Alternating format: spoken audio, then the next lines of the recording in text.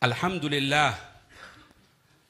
Alhamdulillahilladzi hadana bi'abdihil mukhtari man da'ana ilaihi bil idni wa qad nadana. Labbaika ya man dallana wa hadana. Shalla alaika Allahu bari'uka alladzi bika ya musyaffa'u khassana wa habana.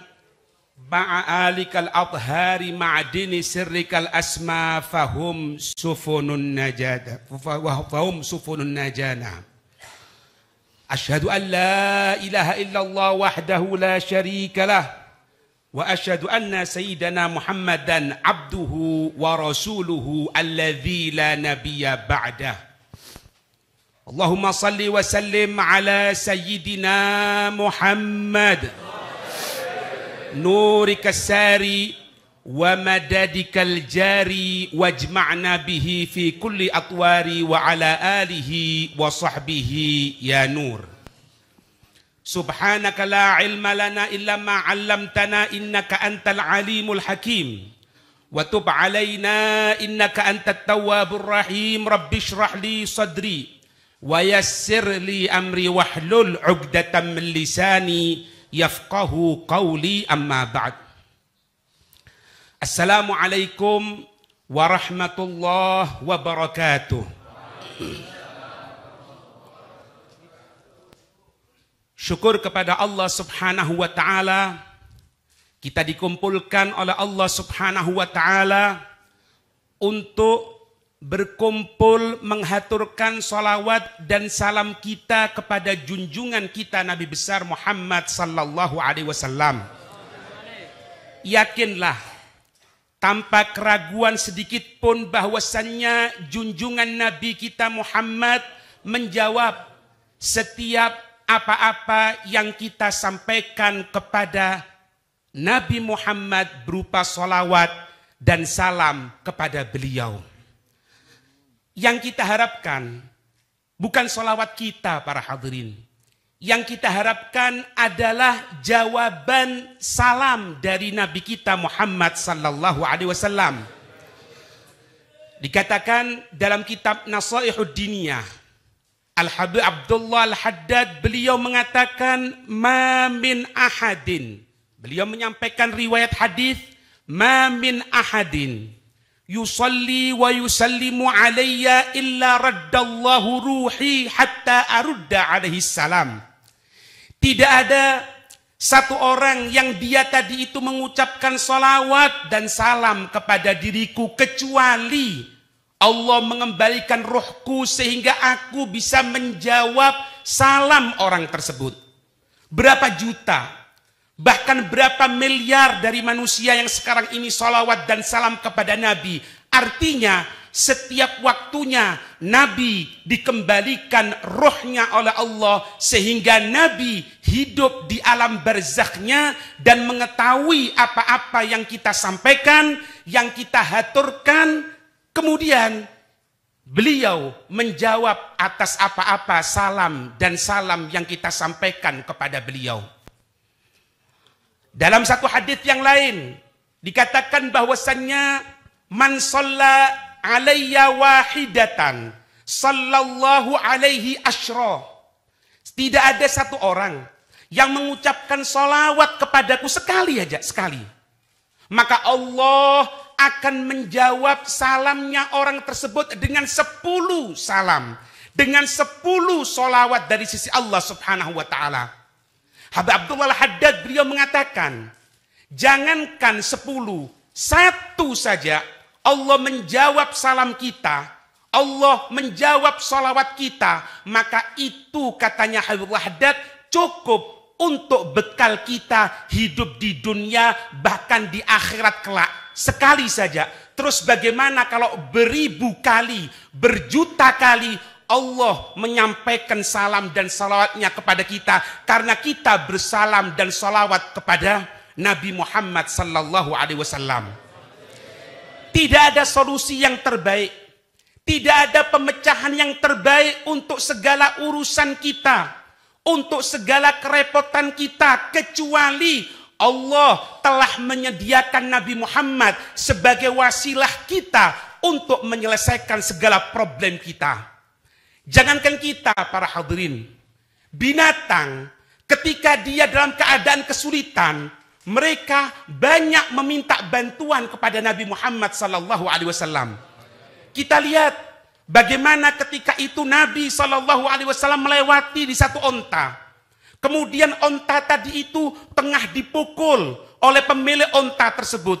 Karena onta tadi itu tidak mau untuk diajak bekerja. Maka ketika Nabi lewat, onta tadi itu mendekat kepada Nabi. Kemudian onta tadi itu mengeluh kepada Nabi. Onta tadi itu menyampaikan keluh kesahnya kepada Nabi SAW. Maka setelah itu Nabi mengatakan, hei engkau pemilik onta, engkau telah berbuat kurang adil kepada ini onta. Engkau perintahkan onta ini untuk bekerja dengan semaksimal mungkin, tapi engkau kurang memberikan makan kepada ini onta. Onta ketika dalam keadaan kesulitan minta wasilah perantara Nabi kita Muhammad SAW. Terus bagaimana kita umatnya? Kenapa kita melupakan Nabi Muhammad sebagai wasilatul uzma untuk kita mendapatkan bantuan dari Allah Subhanahu wa Ta'ala? Lihat orang pilihannya Allah. Orang-orang yang sudah sampai magom menjadi orang-orang yang dicintai oleh Allah Subhanahu wa Ta'ala. Kita kenal Habib Abdullah bin Husin bin Tahir yang merupakan guru dari Al-Habib Uthman bin Yahya Mufti Betawi. Beliau tadi itu sholawat dan salam kepada Nabi perharinya sampai 25.000 kali bersolawat kepada Nabi Muhammad SAW. 25.000 kali dia menyampaikan solawat dan salam. Dikatakan ada seorang syekh, ada seorang guru, dia menyampaikan di hadapan muridnya. Muridnya sudah mempelajari kitab begitu tinggi, kitab yang mungkin orang awam jarang untuk membaca. Apa yang disampaikan oleh sang guru tadi itu? Sang guru tadi itu mengatakan, apakah setiap malamnya engkau bermimpi Nabi, dan apakah engkau jika mengucapkan sholawatmu ketika tengah sholatmu, apakah engkau mendapatkan jawaban dari Nabi SAW? Ketika engkau ucapkan assalamu alaika ayyuhan nabiyyu, keselamatan atas engkau wahai Nabi. Dhamir khitab, ada Nabi. Kita ketahui dalam hukum fikih, kita mengucapkan salam, ibda'u bis salam, memulai salam, hukumnya adalah sunnah. Tapi jawab bis salam, hukumnya adalah wajib. Artinya, kalau kita setiap sholat, kita mengucapkan assalamu alaika ayyuhan nabiyyu, berarti Nabi wajib untuk jawab kita, sehingga tanpa ada keraguan lagi, Nabi juga menjawab apa-apa yang kita sampaikan salam kepada Nabi. Sang Syekh bertanya, apakah engkau mendengarkan ketika Nabi menyampaikan salam kepadamu, menjawab salammu? Murid tidak ada yang berbicara sama sekali, tidak ada yang menjawab sama sekali, terdiam semuanya. Maka apa katanya si guru? Ubku alal qulubi allati hujibat an simai Rasulullah SAW. Katanya sang Syekh, nangis kamu semuanya, merontalah engkau kepada Allah Subhanahu wa Ta'ala terhadap hati-hati yang sudah terhijab dari untuk mendengarkan sampaian lantunan salam dari Nabi SAW. Fala haula wala quwata illa billah. Apa yang menyebabkan kita jauh dari Nabi? Nabi dekat. Wa'lamu anna fikum Rasulullah. Ketahui bahwasanya di antara kamu sekalian ada Rasul, ada Nabi yang selalu pandangannya kepada kita, yang selalu mengintai kepada kita. Lalu kenapa? Jangankan yakodotan dalam keadaan terjaga, maaf, mimpi kita tidak pernah. Umur 40 tahun, umur 50 tahun, terkadang umur 60-70 tahun. Ayyam hasad ummati ma baina sittin aw sab'in. Padahal dikatakan waktu panen umatku, waktu kembalinya umatku kepada Allah Subhanahu wa Ta'ala, meninggalnya antara umur 60-70 tahun. Lalu kenapa kita tidak pernah bermimpi Rasul Sallallahu Alaihi Wasallam? Padahal, man ro'ani fil manami fasayaroni yakodotan. Siapa orang yang pernah mimpi bertemu dengan aku, meskipun sekali, maka dia akan melihat fasayaroni yakodotan. Di situ menggunakan sin, at-tanfis. Artinya apa? Di dunia, bukan di akhirat, di dunia. Fasayaroni yakodotan. Maka dia akan melihat aku dalam keadaan terjaga, bukan dalam keadaan tidur. Para ulama mengatakan, pokoknya pernah mimpi sekali aja dengan Nabi SAW, meskipun detik-detik terakhir rohnya akan lepas dari dirinya, Nabi akan datang kepada dia. Nabi akan menunjukkan. Artinya apa? Mafhumnya di sini, kalau kita, maaf, tidak pernah mimpi Nabi sama sekali, maka jangan harap ketika dalam keadaan sakaratul maut, Nabi akan datang kepada kita. Kenapa? Dalil dari Nabi SAW. Timbul pertanyaan, apa yang menyebabkan kita terhijab dari Nabi? Habib Ali bin Muhammad al-Habsyi, pengarang Sibtud Durar, beliau dikatakan apa? Tidak memulai maulidnya, bacaan maulidnya, kecuali menunggu kehadiran Nabi. Dan beliau melihat bagaimana kehadiran Nabi. Habib Ali bin Muhammad al-Habsyi. Apa yang menyebabkan? Maaf hadirin, sunnah yang sering kita tinggalkan. Sunnah Nabi, yang Nabi itu betul-betul memperhatikan tentang masalah sunnah, kita biarkan begitu saja. Maaf, jangan kita mengatakan ayo kita berjihad, ayo kita bertempur, menunggu komando ulama. Ya khair, tidak ada masalah. Tapi sebelum engkau bertempur, sebelum engkau berjihad, apakah sunnah Nabi sudah engkau laksanakan? Apakah ketika kita akan sholat menggunakan siwak? Padahal Nabi ketika akan wafat, detik-detik beliau akan wafat, di pangkuan Sayyidatuna Aisyah, beliau meminta untuk supaya disiwaki. Nabi masih menginginkan untuk disiwaki. Terus kemana kita siwak kita? Kenapa kita ganti dengan sesuatu yang kadang-kadang dibenci oleh Nabi? Kadang-kadang, maaf, kita ganti dengan rokok. Kita katakan, rokok itu makruh, bukan haram. Coba pikirkan, apa arti makruh? Makruh sesuatu yang dibenci. Dibenci siapa? Dibenci Allah. Dibenci Rasul. Dibenci dengan orang-orang pilihannya Allah. Kenapa kita tinggalkan seperti itu? Ada seseorang mimpi hadirin. Tiap malam mimpi Nabi. Tiap malam. Suatu hari, dia suatu saat 3 hari tidak mimpi Nabi. 3 hari. Tidak mimpi. Apa yang terjadi? Nangis. Menyesal. Dalam keadaan kesulitan. Dalam keadaan sedih. Kenapa Nabi kok tidak datang kepadaku selama 3 hari ini? Setelah 3 hari, dia mimpi lagi. Mengucapkan istighfar, minta ampun kepada Allah, mimpi lagi. Tanya sama Nabi. Ya Rasul, kenapa 3 hari engkau tidak datang di dalam mimpiku? Padahal sudah 40 tahun aku memimpikan engkau ya Rasul. Tapi sekarang 3 hari engkau tidak datang ke dalam mimpiku. Apa jawaban Nabi? Hei fulan, apakah kamu lupa ketika hari ini, jam ini, waktu ini, engkau menggunakan pakaian bukan dengan tangan kanan terlebih dahulu, tapi engkau menggunakan tangan kiri terlebih dahulu.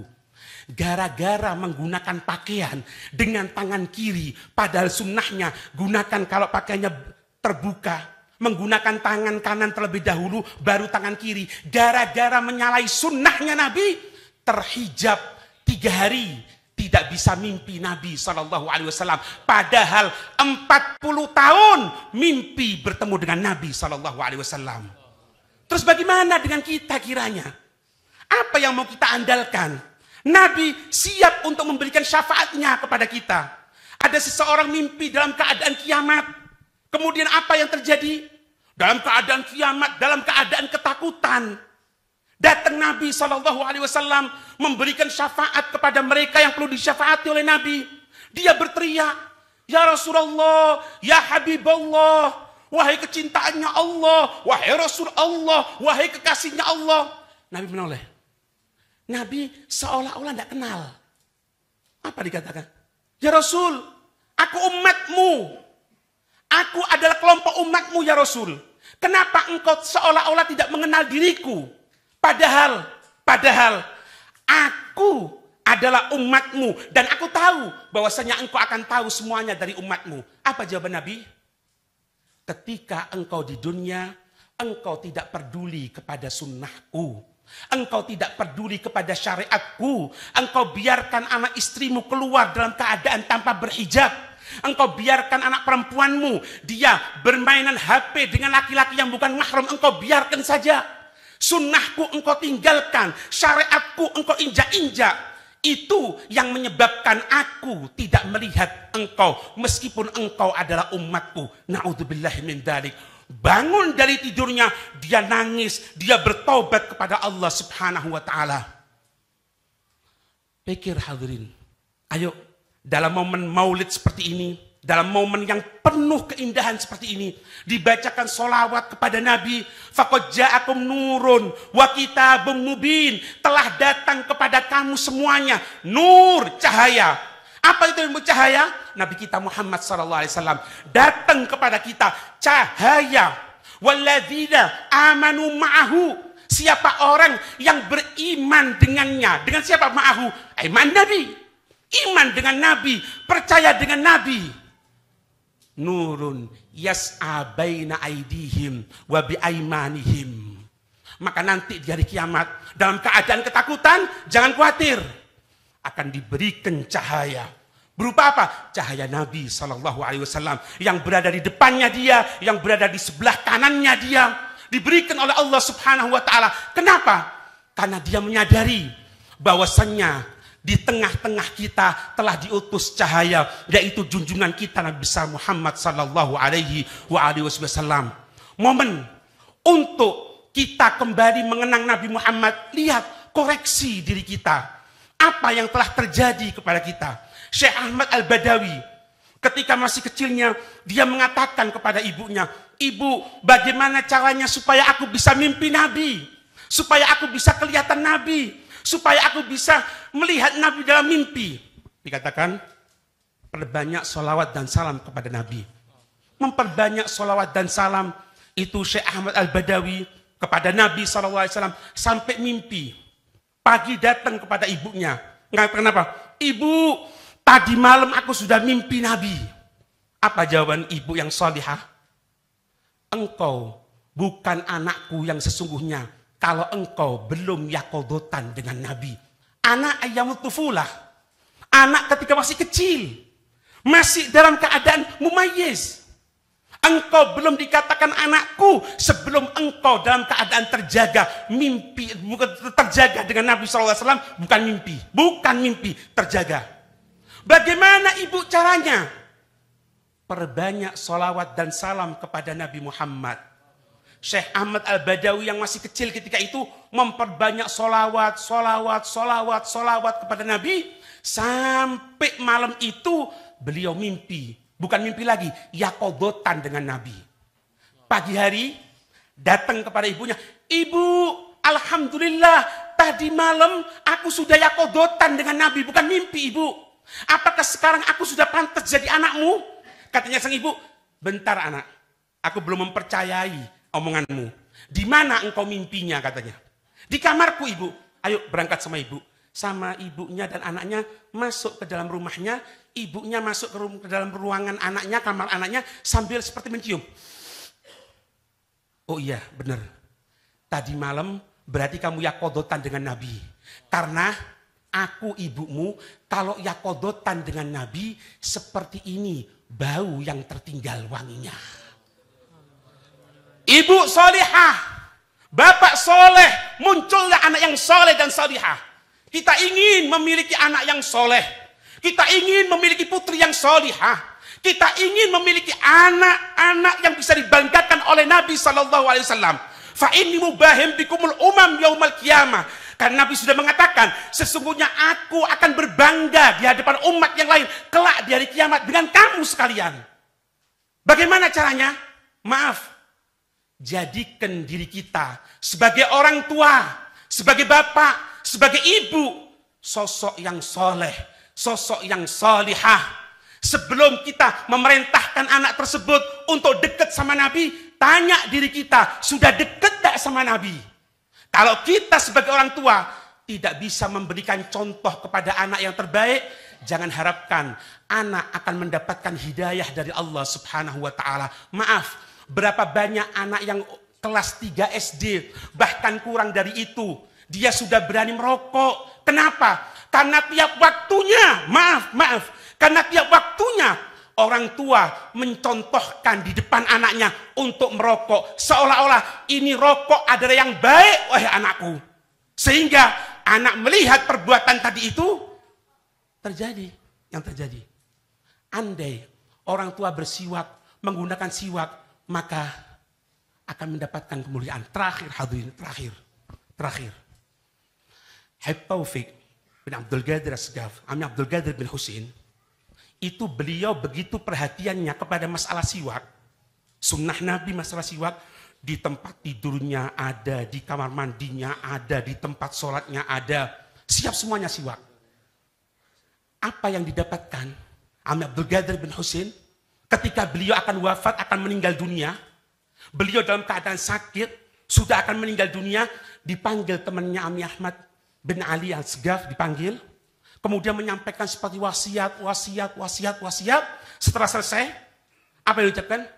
Laqad ja'akum rasulun min anfusikum azizun 'alaihi ma 'anittum harisun 'alaikum bil mu'minina raufur rahim fa in tawallaw faqul